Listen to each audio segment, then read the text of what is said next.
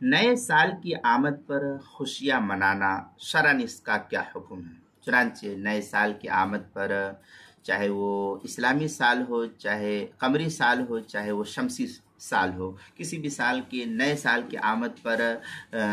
خوشیاں منانا، جو جیسے لوگ ہولی ڈے مناتے ہیں،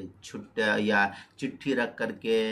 جسے ہولی ڈے مناتے ہیں یا چٹھی رکھ کر کے جشن منایا جاتا ہے، تو یہ یہود و نصارہ کا ایک رسم ہے اور طریقہ کار ہے کہ نائٹ ایئر منانا یا 31 منانا، یہ سب جو ہے یہود و نصارہ کی دین ہے۔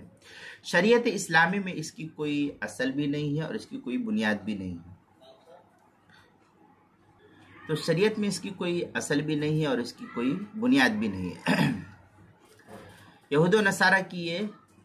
بنائی ہوئی رسم ہے، بلکہ اسلام نے تو اپنے ماننے والوں کو یہود و نصارہ کی مشابہت اور ان کی عید اور تہواروں میں بھی کسی بھی طرح کی شرکت سے سختی کے ساتھ منع فرمایا اور اس پر سخت وعید بیان فرمائی ہے۔ آپ صلی اللہ علیہ وسلم کا ارشاد ہے، جو کسی قوم کی مشابہت اختیار کرے وہ خود اسی قوم میں سے ہوگا،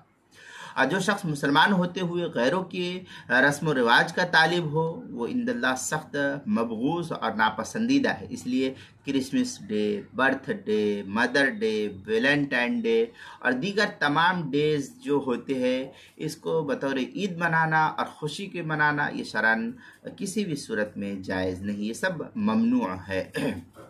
یہ سب مغربی تہذیب کی دین ہے، اسلام سے اس کا کوئی تعلق نہیں ہے۔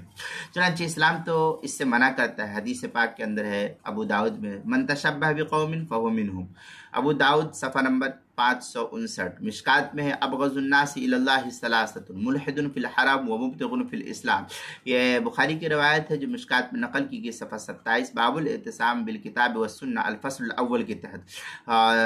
المسائل المہمہ فیما ابتلت بہ العامہ، اس کی پہلی جلد، صفحہ نمبر 172، عنوان ہے نئے سال کی آمد پر خوشیاں منانا، مسائل شتہ، مسئلہ نمبر 180 کے تحت جو ہے اس کو نقل کیا گیا ہے۔